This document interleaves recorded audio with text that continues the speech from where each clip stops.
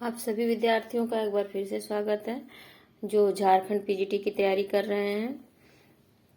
आज तो शुरू करते हैं मानसरोवर भाग 1 में प्रेमचंद जी द्वारा रचित कहानी शांति। स्वर्गीय देवनाथ मेरे अभिन्न मित्रों में से थे। आज भी जब उनकी याद आती है तो वो रंगरेलियां आंखों में फिर जाती हैं और कहीं एकांत में जाकर जरा रो लेता हूँ। हमारे देर रो लेता हूँ। हमारे बीच में 200-250 मील का अंतर है। मैं लखनऊ में था और वह दिल्ली में, लेकिन शायद ही कोई महीना जाता हो कि हम आपस में न मिल पाते हों। वह स्वच्छंद प्रकृति के विनोद प्रिय, सहृदय, उदार और मित्रों पर प्राण देने वाला आदमी थे, जिन्होंने अपने और पराया में कभी भेद नहीं किया। संसार क्या है और यह लौकिक व्यवहार का कैसा निर्वाह होता है, यह उस व्यक्ति ने कभी न जानने की चेष्टा की। उनकी जीवन में ऐसे कई अवसर आए जब उन्हें आगे के लिए होशियार हो जाना चाहिए था। मित्रों ने उनकी निष्कपटता से अनुचित लाभ उठाया और कई बार उन्हें लज्जित भी होना पड़ा, लेकिन उस भले आदमी ने जीवन से कोई सबक न लेने की कसम खा ली थी। उनके व्यवहार ज्यों के त्यों रहे। जैसे भोलानाथ जिए वैसे ही भोलानाथ मरे। जिस दुनिया में वह रहते थे वह निराली दुनिया थी, जिसमें संदेह, चालाकी और कपट के लिए स्थान न था। सब अपने थे, कोई गैर न था। मैंने बार बार उन्हें सचेत करना चाहा, पर इसका परिणाम आशा के विरुद्ध हुआ। मुझे कभी कभी चिंता होती थी कि उन्होंने इसे बंद न किया तो नतीजा क्या होगा। लेकिन विडंबना यह थी कि उनकी स्त्री गोपा भी कुछ उसी साँचे में ढली हुई थी। हमारी देवियों में जो एक चातुरी होती है, जो सदैव उड़ाऊ पुरुषों को की असावधानियों पर ब्रेक का काम करती है, उससे वह वंचित थी। यहाँ तक कि वस्त्राभूषण में भी उसे विशेष रुचि न थी। अतएव जब मुझे देवनाथ के स्वर्गारोहण का समाचार मिला और मैं भागा हुआ दिल्ली गया तो घर में बर्तन और भांडे और मकान के सिवा और कोई संपत्ति न थी। और अभी उनकी उम्र ही क्या थी जो संचय की चिंता करते। 40 भी तो पूरे न हुए थे। यूं तो लड़कपन उनके स्वभाव में ही था, लेकिन इस उम्र में प्राय सभी लोग कुछ बेफिक्र रहते हैं। पहले एक लड़की हुई, फिर इसके बाद 2 लड़के हुए। दोनों लड़के तो बचपन में ही दगा दे गए। लड़की बच रही थी और यही इस नाटक का सबसे करुण दृश्य था। जिस तरह इनका जीना था उसको देखते इस छोटे से परिवार के लिए 200 रुपए महीने की जरूरत थी। 2-3 साल में लड़की का विवाह भी करना होगा। कैसे क्या होगा, मेरी बुद्धि कुछ काम न करती थी। इस अवसर पर मुझे यह बहुमूल्य अनुभव हुआ कि जो लोग सेवा भाव रखते हैं और जो स्वार्थ सिद्धि को जीवन का लक्ष्य नहीं बनाते, उनके परिवार को आड़ देने की कमी नहीं रहती। यह कोई नियम नहीं है, क्योंकि मैंने ऐसे लोगों को भी देखा जिन्होंने जीवन में बहुतों के साथ अच्छे सलूक किए, पर उनके पीछे उनके बाल बच्चे किसी ने बात तक न पूछी। लेकिन चाहे कुछ हो, देवनाथ के मित्रों ने प्रशंसनीय औदार्य से काम लिया और गोपा के निर्वाह के लिए स्थायी धन जमा करने का प्रस्ताव किया। 2-1 सज्जन जो रंडुए थे उससे विवाह करने को तैयार थे, किंतु गोपा ने भी उसी स्वाभिमान का परिचय दिया जो हमारी देवियों का जौहर है, और इस प्रस्ताव को अस्वीकार कर दिया। मकान बहुत बड़ा था, उसका एक भाग किराए पर उठा। इस तरह उसको 50 रुपए माहवार मिलने लगे। वह इतने में ही अपना निर्वाह कर लेगी। जो कुछ खर्च था उसकी सुन्नी की जात से था। गोपा के लिए तो जीवन में अब कोई अनुराग ही न था। इसके 1 महीने बाद मुझे कारोबार के सिलसिले में विदेश जाना पड़ा और वहां मेरे अनुमान से कहीं अधिक 2 साल लग गए। गोपा के पत्र बराबर जाते रहते थे, जिससे मालूम होता था वे आराम से हैं। कोई चिंता की बात नहीं। मुझे पीछे ज्ञात हुआ गोपा ने मुझे भी गैर समझा और वास्तविक स्थिति छिपाती रही। विदेश से लौटकर मैं सीधा दिल्ली पहुंचा। द्वार पर पहुंचते ही मुझे भी रोना आ गया। मृत्यु की प्रतिध्वनि सी छाई हुई थी। जिस कमरे में मित्रों के जमघट रहते थे उनके द्वार बंद थे। मकड़ियों ने चारों ओर जाले तान रखे थे। देवनाथ के साथ वह भी लुप्त हो गई। पहली नजर में मुझे तो ऐसा भ्रम हुआ कि देवनाथ द्वार पर खड़े मेरी ओर देख कर मुस्कुरा रहे हैं। मैं मिथ्यावादी नहीं हूँ और आत्मा की दैहिकता में मुझे संदेह है, लेकिन उस वक्त एक बार मैं चौंक जरूर पड़ा। हृदय में एक कंपन सा उठा, लेकिन दूसरी नजर में प्रतिमा मिट चुकी थी। द्वार खुला। गोपा के सिवा खोलने वाला ही कौन था। मैंने उसे देखकर दिल थाम लिया। उसे मेरे आने की सूचना थी और मेरे स्वागत की प्रतीक्षा में उसने नई साड़ी पहन ली थी और शायद बाल भी गुथा लिए थे। पर इन 2 वर्षों के समय ने उस पर जो आघात किए थे उन्हें क्या करती। नारियों के जीवन में वह अवस्था है जब वह रूप लावण्य अपने पूरे विकास पर होता है। जब उनमें अल्हड़पन, चंचलता और अभिमान की जगह आकर्षण, माधुर्य और रसिकता आ जाती है। लेकिन गोपा का यौवन बीत चुका था। उसके मुख पर झुर्रियां और विषाद की रेखाएं अंकित थी, जिन्हें उसकी प्रयत्नशील प्रसन्नता भी न मिटा सकती थी। केशों पर सफेदी दौड़ चली थी और एक एक अंग बूढ़ा हो रहा था। मैंने करुण स्वर में पूछा, क्या तुम बीमार थी गोपा? गोपा ने आंसू पीकर कहा, नहीं तो मुझे कभी सिर दर्द भी नहीं हुआ। तो तुम्हारी यह क्या दशा है? बिल्कुल बूढ़ी हो गई हो। तो जवानी लेकर करना ही क्या? मेरी उम्र तो 35 के ऊपर हो गई। 35 की उम्र तो बहुत नहीं होती। हाँ, उनके लिए जो बहुत दिन जीना चाहते हैं। मैं तो चाहती हूँ जितनी जल्द हो सके जीवन का अंत हो जाए। बस शून्य के ब्याह की चिंता है। इससे छुट्टी पाऊं, मुझे जिंदगी की परवाह न रहेगी। अब मालूम हुआ जो सज्जन इस मकान में किराएदार हुआ करते थे, वह थोड़े दिनों बाद तब्दील होकर चले गए और तब से कोई दूसरा किराएदार न आया। मेरे हृदय में बर्छी सी चुभ गई। इतने दिनों इन बेचारों का निर्वाह कैसे हुआ, यह कल्पना ही दुखद थी। मैंने विरक्त मन से कहा, लेकिन तुमने मुझे सूचना क्यों न दी? क्या मैं बिल्कुल गैर हूँ? गोपा ने लज्जित होकर कहा, नहीं नहीं, यह बात नहीं है।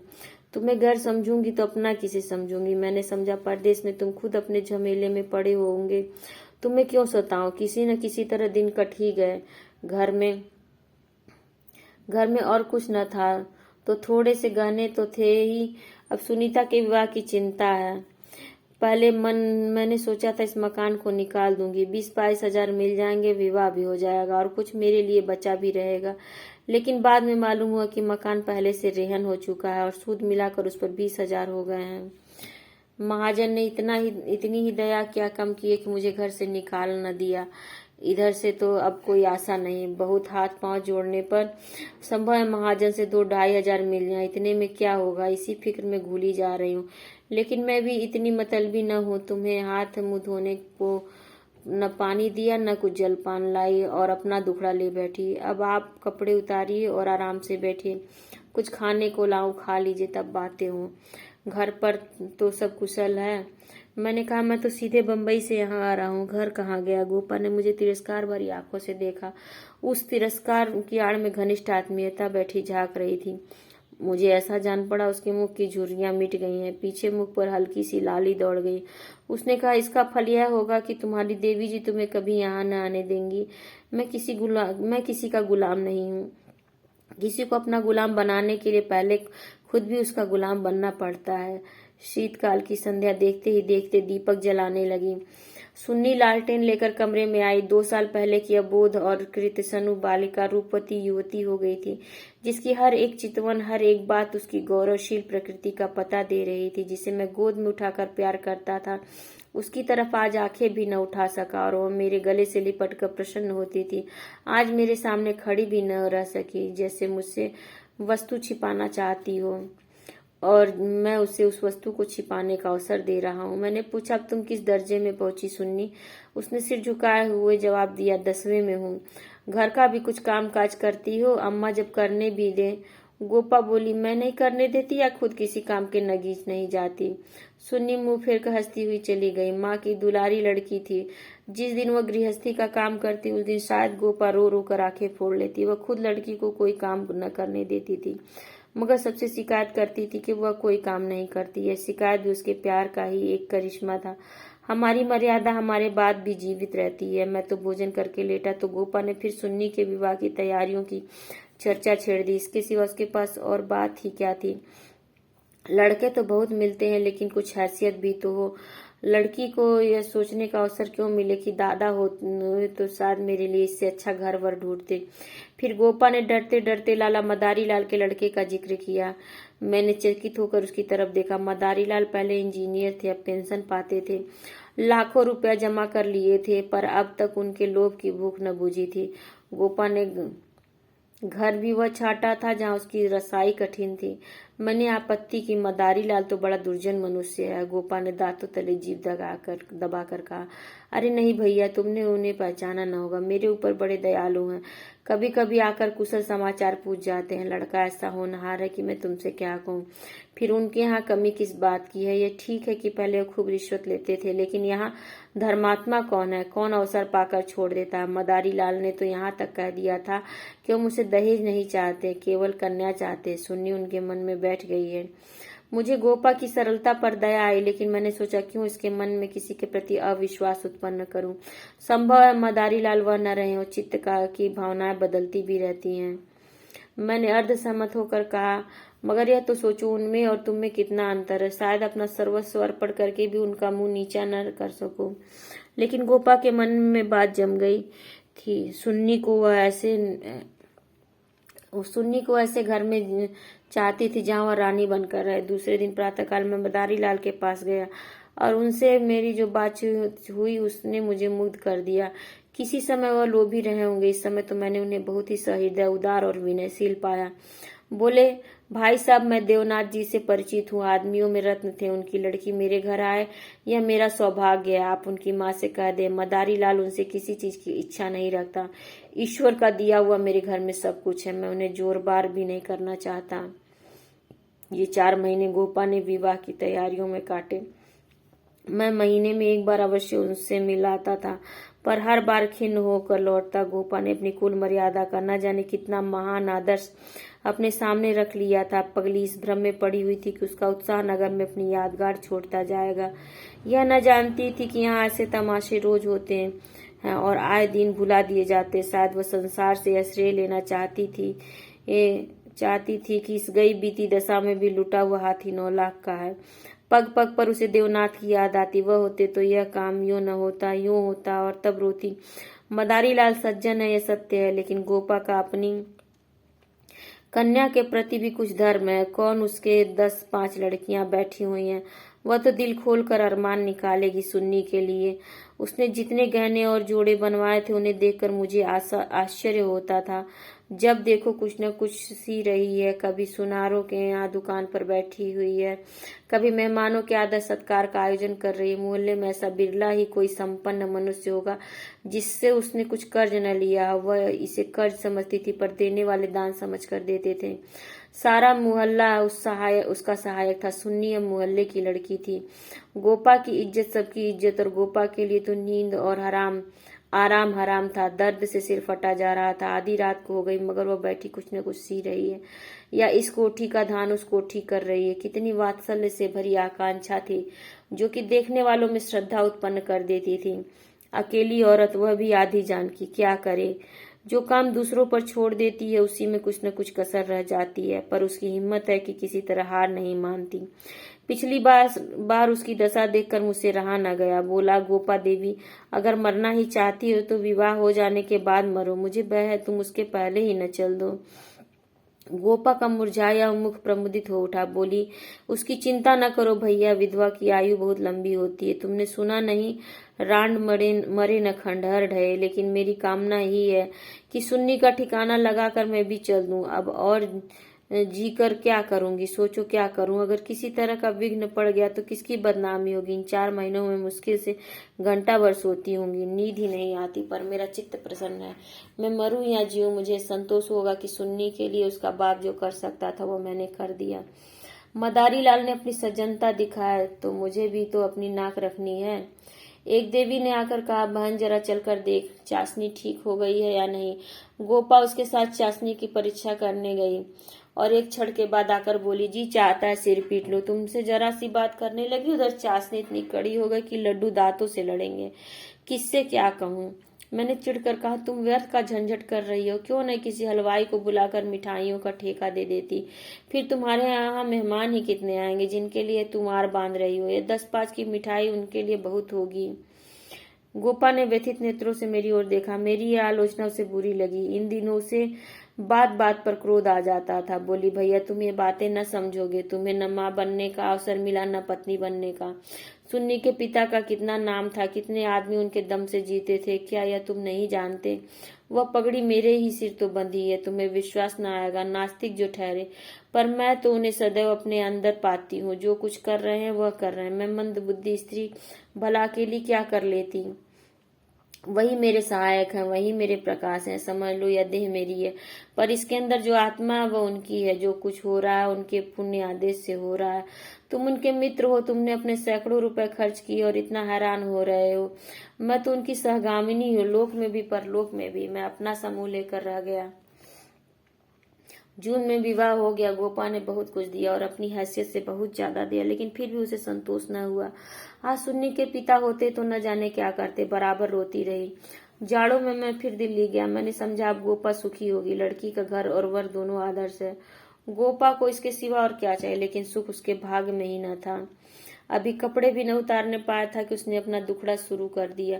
भैया घर द्वार सब अच्छा है, सास ससुर भी अच्छे हैं, लेकिन जमाई निकम्मा निकला।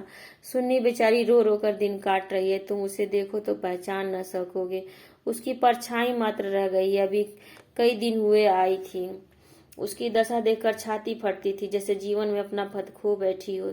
न तन बदन की सुध है, न कपड़े लत्ते की। मेरी सुन्नी की दुर्गत होगी है तो स्वप्न में भी न सोचा था। बिल्कुल गुमसुम हो गई है। कितना पूछा बेटी तुमसे, वह क्यों नहीं बोलता, किस बात पर नाराज, लेकिन कुछ जवाब भी नहीं देती। बस आंखों में आंसू बहते हैं।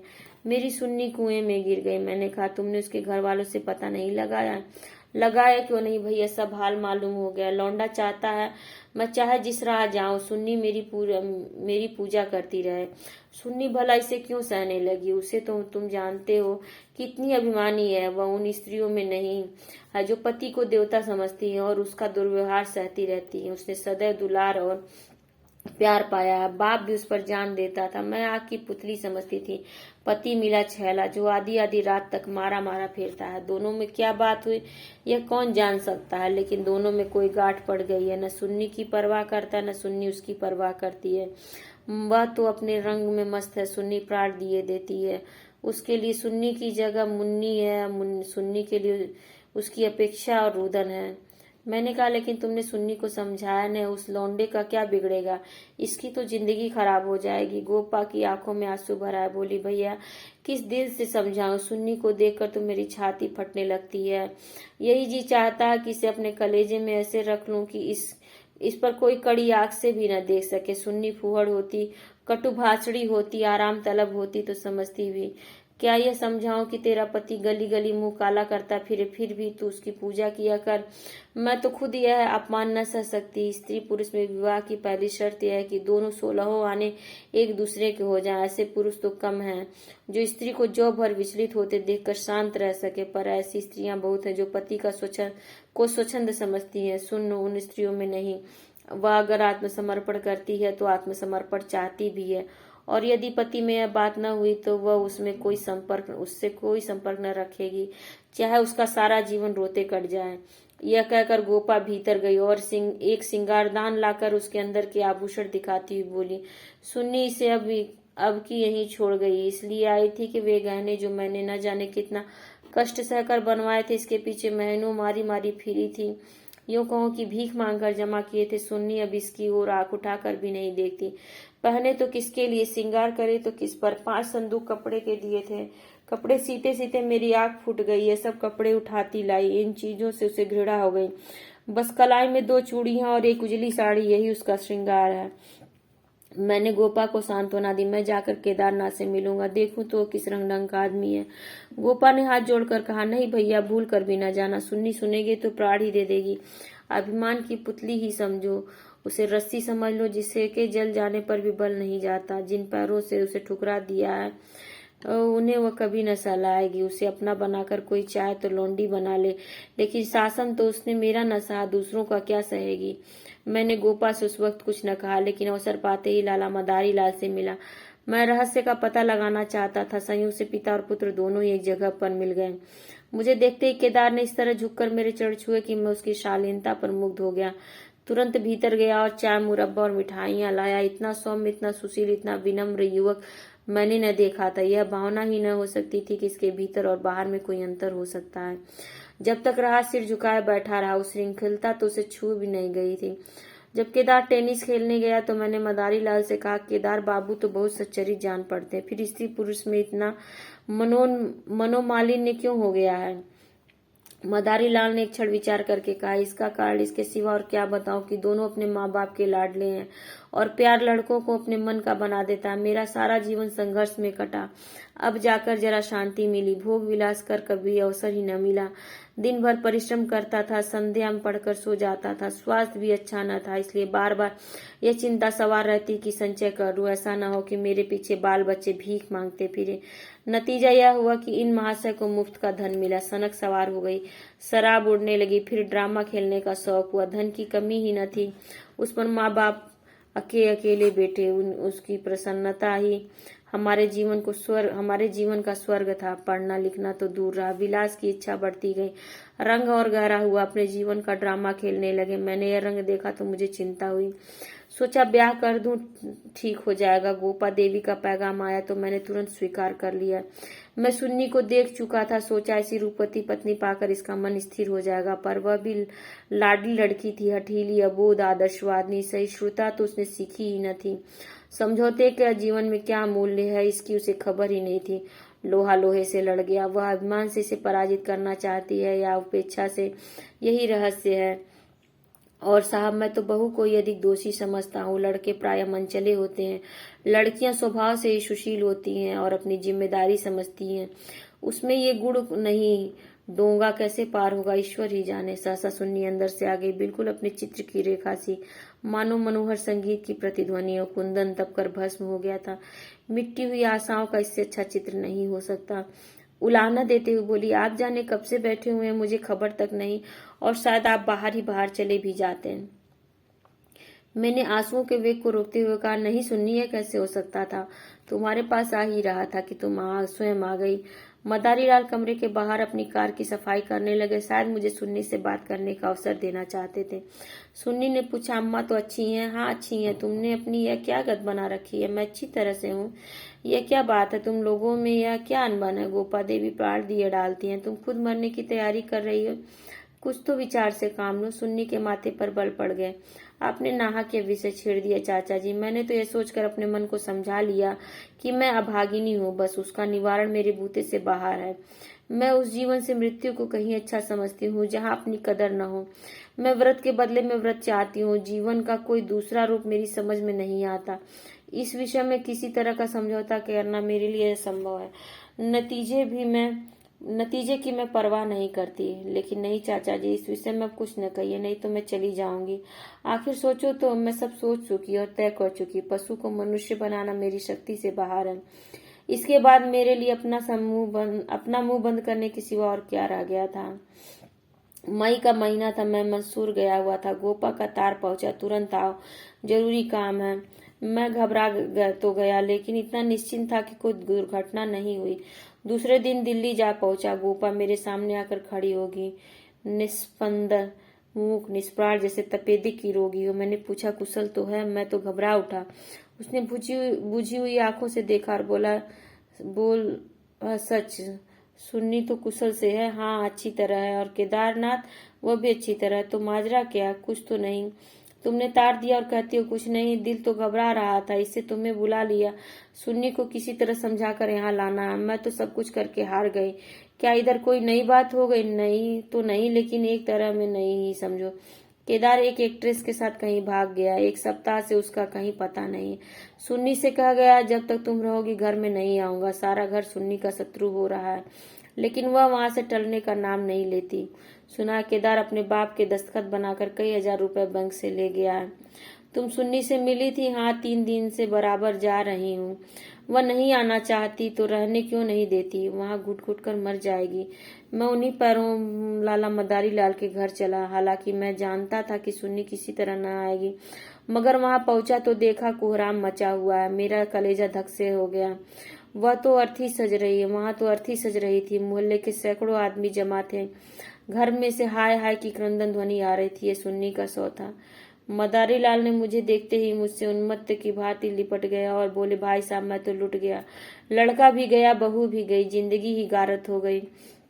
मालूम हुआ कि जब से केदार गायब हो गया था, सुन्नी और भी ज्यादा उदास रहने लगी थी। उसने उसी दिन अपनी चूड़ियां तोड़ डाली थी और मांग का सिंदूर पोंछ डाला था।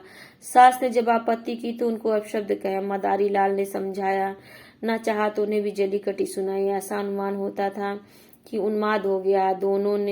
लोगों ने उससे बोलना छोड़ दिया था। आज प्रातःकाल यमुना स्नान करने गई। अंधेरा था, सारा घर सो रहा था, किसी को नहीं जगाया। जब दिन चढ़ गया और बहू घर में न मिली तो उसकी तलाश होने लगी। दोपहर को पता लगा कि यमुना गई है। लोग उधर भागे, वहां उसकी लाश मिली। पुलिस आई, 100 की परीक्षा हुई। अब जाकर 100 मिला है। मैं कलेजा थाम कर बैठ गया। हाय, अभी थोड़े ही दिन पहले जो सुंदरी पालकी पर सवार होकर आई थी, वह आज 4 कंधे पर जा रही है। मैं अर्थी के साथ हो लिया। वहां से लौटा तो रात के 10 बज गए थे। मेरे पांव कांप रहे थे। मालूम नहीं है खबर पाकर गोपा की क्या दशा होगी। प्राणांत न हो जाए, मुझे यही भय हो रहा था। सुन्नी उसकी प्राण थी, उसकी जीवन का केंद्र थी। उस दुखिया के उद्यान में ही पौधा बच रहा था। उसे वह हृदय रक्त से सींच सींच कर पाल रही थी। उसके वसंत का सुनहरा स्वप्न ही उसका जीवन था। उसमें कोपले निकलेंगी, फूल खिलेंगे, फल लगेंगे, चिड़ियां उस डाली पर बैठकर अपने सुहाने राग गाएंगी। किंतु आज निष्ठुर नियति ने उस जीवन सूत्र को उखाड़ कर फेंक दिया और अब उसके जीवन का कोई आधार न था। वह बिंदु ही मिट गया था जिस पर जीवन की सारी रेखाएं आकर एकत्र हो जाती थी। दिल को दोनों हाथों से थामे मैंने जंजीर खटखटाई। गोपा एक लालटेन लिए निकली। मैंने गोपा के मुख पर एक नए आनंद की झलक देखी। मेरी शोक मुद्रा देखकर उसे ने मातृत्व प्रेम से भरा मेरा हाथ पकड़ लिया और बोली, आज तो तुम्हारा सारा दिन रोते ही कटा।